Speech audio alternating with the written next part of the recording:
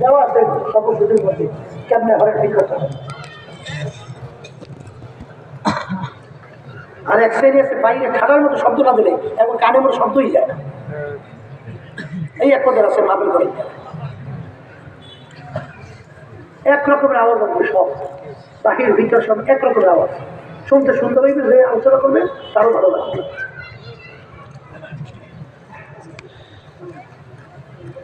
ওমর ফারুক রাদিয়াল্লাহু তাআলা একটু আগে জঘন্য খারাপের ভিতরে একজন অল্প সময়ের ব্যবধানে এখন ইসলামের পক্ষে যে লিডার হয়ে গেল, তার পরিবর্তন কি হয়েছে? আগে তার হাত 2টা ছিল, এখন 4টে হয়েছে। চোখ 2টা ছিল, এখন 5টা হয়েছে। একই আছে, তাহলে নিশ্চয়ই একবারে পরিবর্তন হয়েছে। ওই পরিবর্তন জায়গাটার নাম ছিল ঠিক না বেঠি? আর আমার ভাইদেরকে বলবো পর্দা আমি মা বোনেরা শুনতেছে, ওই কলমের উপরে ভিত্তি করেই বেহেশতে যাওয়ার শর্ত, বেহেশতে যাওয়ার আল্লাহ রাব্বুল আলামিন বেহেশতে যাওয়ার ব্যাপারে শর্ত লাগাইছেন, ইল্লা মান আতাল্লাহ বিকলবিন সালিম। ভালো পরিচ্ছন্ন কলব ছাড়া, সুস্থ কলব ছাড়া আল্লাহ বলতেছেন আমার পবিত্র জায়গা বেহেশতের মধ্যে হবে না।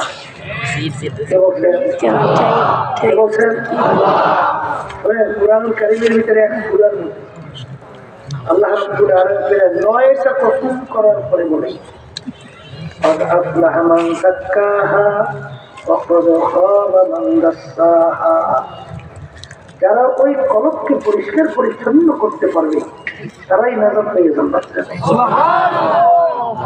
আল্লাহ রাব্বুল আলামিন তার রাসূলকে দুনিয়াতে পাঠাইছে, কারণ আছে না? আছে।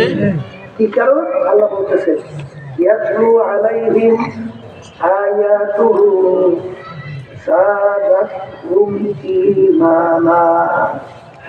আমার হাবিবকে আমি দুনিয়াতে পাঠাইছি কারণের ভিতরে একটা কারণ হলো আমার হাবিব তার উম্মতদের আত্মশুদ্ধি করাইবেন, অর্থাৎ কলবকে পরিষ্কার করাইবেন।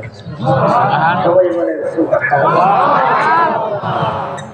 এই কলব পরিষ্কারের উপরে ভিত্তি করিয়া মানুষের সম্মান বাড়ে, কোথায় আসতে পারে সম্মান। তাতে উদাহরণ আমি বেশি দেবো না, সংক্ষেপ বলি। বেলাল রাদিয়াল্লাহু তাআলা তার আব্বাও ছিল গোলাম, তিনিও ছিল। আচ্ছা বলেন তো, গোলামের ছেলে গোলাম, তার কোনো মূল্য আছে সামাজিক? কথা বলেন। ওদিকে বংশের দিক থেকে একেবারে নিচু, হাফস বংশের লোক, সমাজে কোনো মূল্যায়ন আছে? চেহারার দিক থেকে ওই হরেনগুলো আওয়াজ না, কি হয়েছে? ওই হরেনগুলো একটু কি হয়েছে দেখো।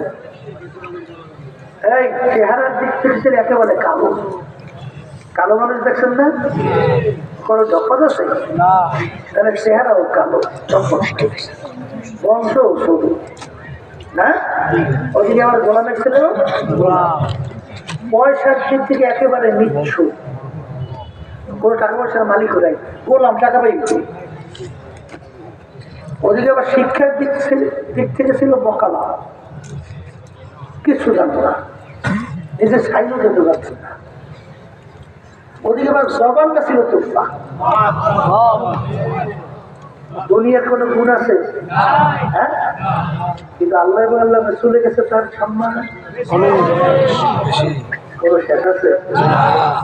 আল্লাহ যখন সবে মেয়েরাজে গেছিলেন, বেহেশতের ভিতরে খরমের আওয়াজ শোনা যায়। জিজ্ঞাসা করে ভাই জিব্রাইল, বেহেশতের উপর কিসের খরমের আওয়াজ? বলতেছে আল্লাহ আপনার বেলালের খরমের আওয়াজ। আল্লাহ রাসূল সাল্লাল্লাহু আলাইহি ওয়াসাল্লাম সেই বাহনের উপরে বসে বেহেশতে প্রথম ঢুকবে, সেই বাহনের লাগাম রশি কার আছে? বেলাল রাদিয়াল্লাহু তাআলা। আল্লাহ হাবিব সহ প্রথম বেলাল রাদিয়াল্লাহু তাআলা বেহেশতে ঢুকবে। অর্ধেক দুনিয়ার রাজত্ব করেন ওমর ফারুক রাদিয়াল্লাহু তাআলা। বাংলাদেশের মতো প্রায় 200 দেশের রাজা। যখন বেলাল রাদিয়াল্লাহু তাআলা তাদের মজলিসে অনেক সময় ঢুকতেন, তখন তখন তার সম্মানার্থে শব্দ ব্যবহার করতে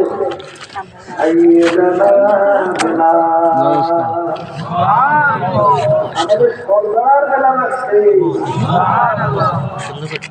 কি আল্লাহ কি দুনিয়ার কোন গুণ আছে আছে কোনো গুণ হ্যাঁ ইন্না আকরামাকুম ইনদাল্লাহি আতকাকুম আমার মালিক বলে যে আমার কাছে সম্মানিত ওই বান্দা বান্দি যার ভিতরে আমার ভয় পয়দা হবে কিনা আত্মশুদ্ধি এটা ফরজ না বর্তমান হুজুর আজকাল আমার লোকটা ভালো একদিকে খারাপ লাগে জানা লাগে না সংক্ষেপ আত্মার উল্লেখযোগ্য 10টা লোক এর ভিতরে একটা লোকের নাম হলে টাকা এক কথায় বাংলা মুখস্থ করেন আমি ভালো আমি বড় হ্যাঁ আমি ভালো আমি বড় এই লোকটা যার ভিতরে জানা পরিমাণ থাকবে আল্লাহ রাসূল সাল্লাল্লাহু আলাইহি ওয়াসাল্লাম বলে এসের ঘেরান হয় না এক শ্রেণী বর্তমানে লেগেছে না একটু সম্মান যদি না করি ওরে সর্বনাশ আমাকে সম্মান করলো না ওরে কপাল পোড়া ওরে সম্মান করলো না তুমি আল্লাহ দরবারে কোন সম্মানের যা খবর আছে